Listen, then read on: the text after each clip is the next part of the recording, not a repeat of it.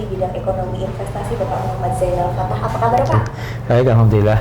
Ya, baik, selamat sore juga Kepala Balai Besar Wilayah Sungai Bengawan Solo Bapak Insinyur Haris Al-Ahdiani. Selamat sore. Selamat sore. Ini masih di awal bulan April.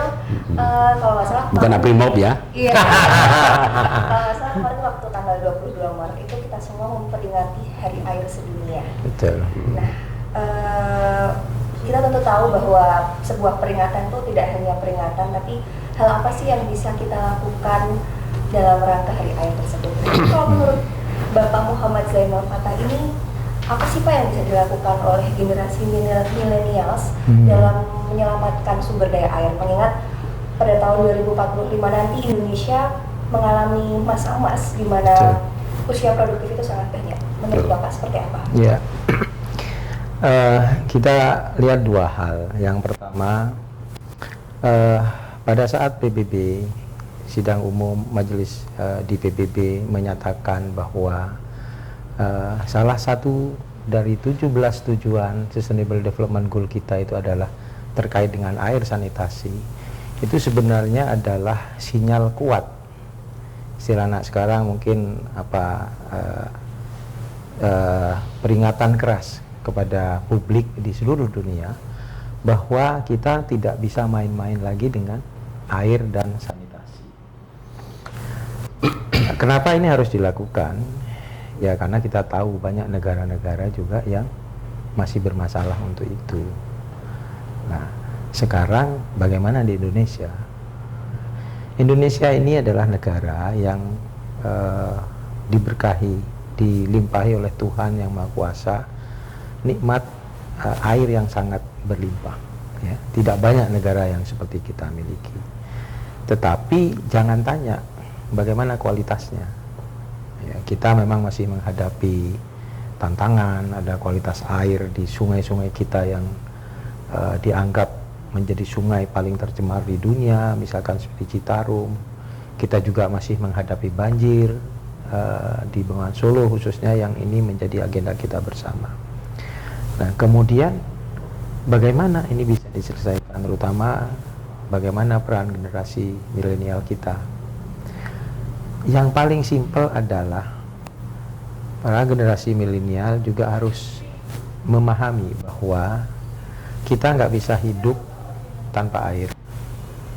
Bahkan Wakil Presiden kita tuh sampaikan, mungkin orang nggak bisa makan, nggak perlu makan untuk berapa hari, tapi untuk tidak minum air mungkin 2-3 hari mungkin selesai kehidupan kita. Nah, oleh karena itu berlangsungnya kehidupan generasi-generasi yang akan datang,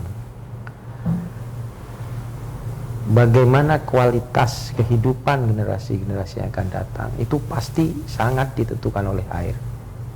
Oleh karena itu bagi generasi milenial, kalau dia take care dengan air, maka dia sebenarnya adalah take care dengan masa depan mereka, ya.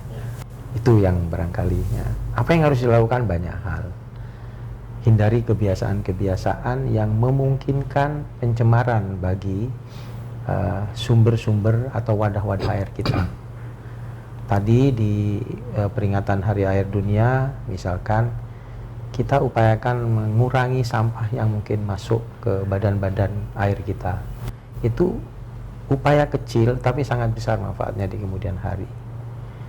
Kita melakukan gerakan dengan bawa wadah sendiri saja daripada menggunakan wadah plastik. Itu cara yang paling simpel. Selebihnya adalah ya mengembangkan kesadaran di antara generasi milenial. Mungkin orang tuanya biasa buang sampah ke sungai, nggak masalah, karena itu mungkin susah untuk dirubah. Tetapi generasi berikutnya dia harus memikirkan bagaimana masa depan dia sendiri dengan tidak melakukan kesalahan yang sama sebagaimana yang dilakukan para generasi sebelumnya. Ya. Gitu. Jadi ngomongin generasi milenial siapa? Generasi milenial itu kan berbagai macam ya, ada yang positif, ada juga yang negatif. Nah, ini diantaranya yang positif adalah mereka itu banyak yang membuat tentang komunitas peduli sungai, komunitas gerakan tidak menggunakan sampah plastik. Nah, itu kalau menurut Pak Roga sendiri gimana Pak? Dengan adanya komunitas-komunitas tersebut, bagaimana caranya untuk komunitas tersebut tuh tidak hanya insidensial saat hari air saja, dan bagaimana komunitas itu tuh bisa bertahan lama itu bagaimana Pak? Kalau mau Iya. Kunci utama adalah bagaimana keberlanjutan kan. Nah, keberlanjutan contoh sudah ada. Untuk pelangka itu bisa diviruskan kepada yang lain, ya ini yang si pelaku-pelaku ini mari kita bisa libatkan dia. Jangan mereka, kita butuh pada saat-saat seremonial kita butuh mereka tampil, kemudian itu jadi gagah-gagahan, kemudian implementasi berikutnya kan nggak. Ini yang kita mau harapkan nanti ke depan, dan ini sudah salah satu rencana kerja kami yang di BWS Bengawan Solo. Dengan ada perubahan-perubahan PPK, kita rubah orang-orang ke sana, itu yang kita bawa, karena itu orang kreatif ya, orang kreatif ini kita harap ke sana, di situ dia mulai menggerakkan. Jadi dengan demikian harapan kami ya Bengawan Solo pertama lah untuk mencoba dengan tenaga-tenaga baru yang sudah punya kreativitas, bagaimana kita memanfaatkan komunitas-komunitas yang cukup besar. Saya selalu katakan 22 juta yang ada di penduduk di Bengawan Solo aja, kita 10%-nya 2,2 juta itu menjadi satu gerakan. Itu gerakan sudah luar biasa ya itu. Sehingga kita pemerintah memfasilitasi aja mereka dengan secara kemandirian. Apalagi dalam kondisi milenial sekarang, teknologi informasi itu luar biasa. Dan itu lebih banyak semua kecenderungan anak-anak ke arah itu. Gimana itu semua itu tidak kita memformatkan, membuat dari satu informasi ya. Dengan demikian link-link itu kita pakai. Keberhasilan kita upload, keluarkan. Itu yang kita harapkan. Berarti menggunakan teknologi informasi seperti sosial media. Betul. Paling penting. Tapi sayangnya nih Pak, generasi milenial yang sekarang itu kan tidak cuma yang positif ya, ada juga yang negatif.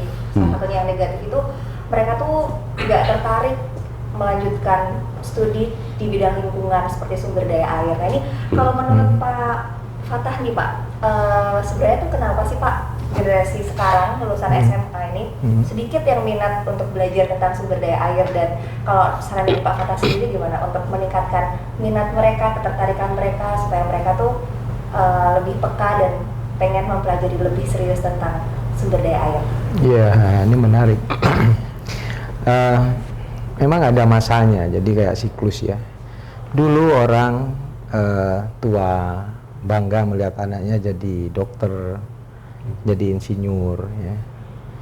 Belakangan saya dengar ada orang tua juga mengeluh karena anaknya sudah tidak merasa bangga mau jadi insinyur, lebih baik dia menjadi desainer grafis atau yang lain-lain yang sebenarnya kalau dilihat kepada filosofi yang bisa kita pahami adalah mereka mencari akar-akar kegiatan yang dimana di dalamnya mereka bisa mengembangkan kreativitasnya. Gitu. Nah, pertanyaan dan tantangannya adalah apakah bidang-bidang keairan, sumber daya air, teknik-teknik pengelolaan sumber daya air, apakah tidak bisa kita kembangkan yang memungkinkan bahwa dia menjadi rumah bagi kreativitas generasi milenial ini. Gitu. Tadi kita diskusi Pak ya. Sebenarnya banyak peluang yang harus dibuka. Mungkin mereka tidak pernah diperkenalkan karena mereka diperkenalkan dengan misalkan K-pop, J-pop. Itu adalah introduksi budaya yang disengaja. Pertanyaannya, apakah kita pernah merencanakan mengintroduksi suatu budaya kebaikan kepada generasi milenial untuk kejayaan negeri ini? Nah, oleh karena itu tadi Pak Kepala Balai, Pak Roga, 10% saja. Nah, bagaimana yang memanage yang 10% ini kan gitu lah. Oleh karena itu setiap upaya yang membuat generasi-generasi milenial ini tertarik itu harus dilakukan. Barangkali pintu masuknya bisa kita gunakan yang bisa jadi itu mungkin tidak berhubungan langsung dengan aspek pengolahan sumber daya air. Tetapi pada saat masuk ini kan cuma masalah cara kita berkomunikasi ya. Jangan terus misalkan nonton TV-nya ala TVRI zaman dulu, ya pasti dia juga tidak akan tertarik. Sosial media sekarang, Facebook sudah old fashion misalkan, kenapa tidak yang lain? Mereka tidak lebih suka menggunakan Facebook, mungkin sekarang Instagram misalkan. Lah inilah yang harus kita ikuti dan menjadi media komunikasi dengan itu lah. Oleh karena itu apa yang kemudian ditampilkan mungkin seperti milik PBS Bengawan Solo ini ya memang harus secara spesifik hal-hal menarik apa yang diviralkan. Yang perlu diviralkan. Sekarang misalkan kalau kita bicara anak-anak muda, anak saya SMP sudah bilang dia sudah membuat karya, misalkan ini efek Tesla ya.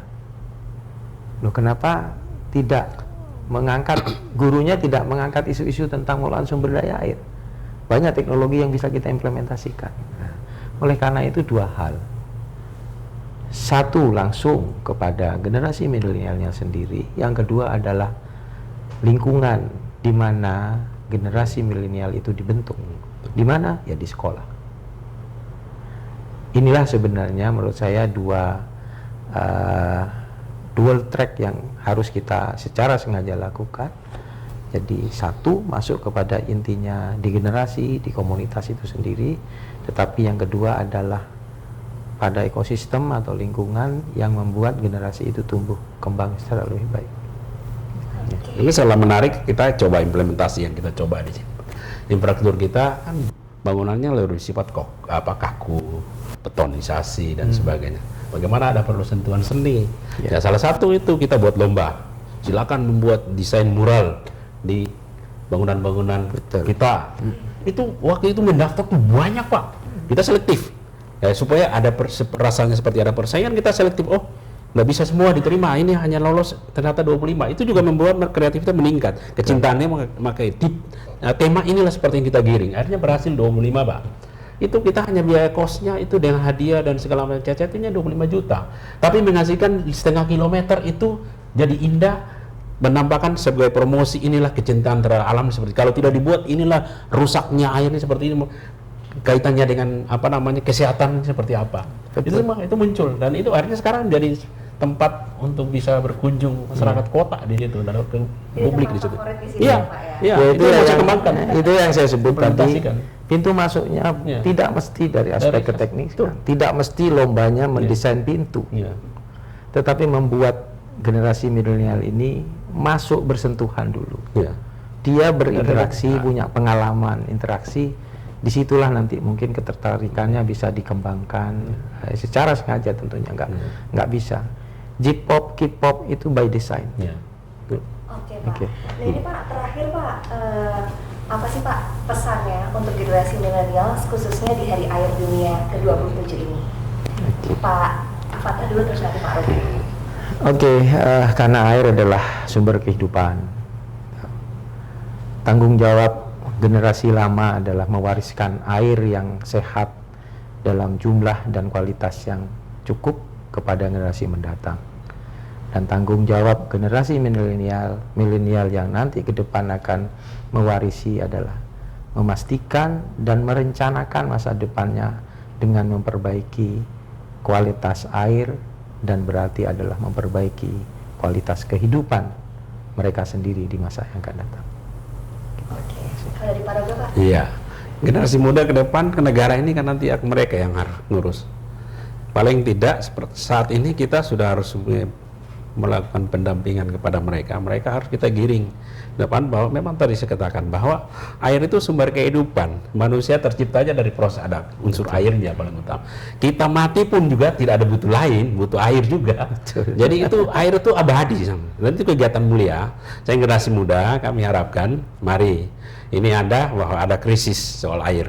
Jawa ini penduduknya 57% seluruh Indonesia, tetapi ketersediaan air hanya 4,5%. Rasionya pincang sekali dibandingkan dengan di Papua dan sebagainya.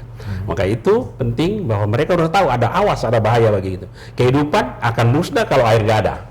Makanya tadi sudah Pak sampaikan bahwa boleh tidak makan seminggu, tapi tidak minum sehari, sudah terjadi dehidrasi, besok game. Ya, oleh sebab itu ini bersama kita sebagai generasi tua ini juga merasa itu berbahaya sekali sehingga pencanangan saat ini bahwa seperti tadi disampaikan dalam pidato itu tekad kita warga SDA bahwa kita akan mewariskan mata air bukan air mata bagi generasi ke depan. Nah, generasi juga harus siap bahwa ini ada krisis. Kemarin kita bersama-sama Anda harus mencintai juga merawat menghemat air. Seperti contoh kami di NTT yang susah air itu Pak, kita menggunakan 5 gayung air saja untuk minum, mandi. Ya, mandi. Yaitu sabunnya dibasahi, bukan badannya dibasahi. Sehingga badan itu dibasahi dengan sabun, dicelup, mandi, bilas 5 kali. Itu salah satu bagian untuk bagaimana menghemat air di era yang susah air. Dan itu bisa dilakukan karena air itu sangat terbatas dalam kondisi, walaupun secara kontinuas Tuhan berikan itu berkat ada. Bagaimana gitu. Generasi siap bahwa ada krisis air saat ini, mari kita bersama-sama mulai ada proses pendampingan dari generasi yang tua untuk mereka nanti mengambil estafet bahwa airnya harus dimanage untuk bisa dipakai. Karena Indonesia ini punya kelimpahan air 2,9 triliun. Kalau dulu 3 triliun, tapi sekarang ada krisis lagi dengan proses perhitungan ulang itu 29 triliun. Kita baru 15 miliar yang bisa ditampung. Ya, jadi perlu kerja keras. Oke, buat seluruh teman-teman generasi milenial di seluruh Indonesia, jangan lupa untuk selalu menjaga pengelolaan air dan selamat Hari Air Sedunia ke-27 tahun 2019. Jaya air, Terima kasih Pak. Oke.